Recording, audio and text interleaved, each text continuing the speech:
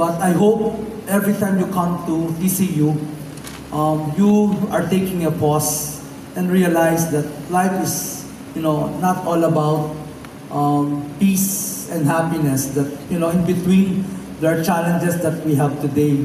But as I always say to everyone, don't give up, because if you will not give up, you will not fail. Again, every time you come to the class, it's not about you, it's about your family, it's about your brothers and sisters. And while you think of what to do with the government and with the nation and the world, just think of your family, because your family will be your greatest contribution to God and humanity.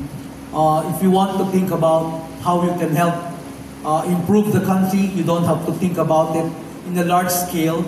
You just have to finish your degrees and then find a job 3 months immediately after your graduation.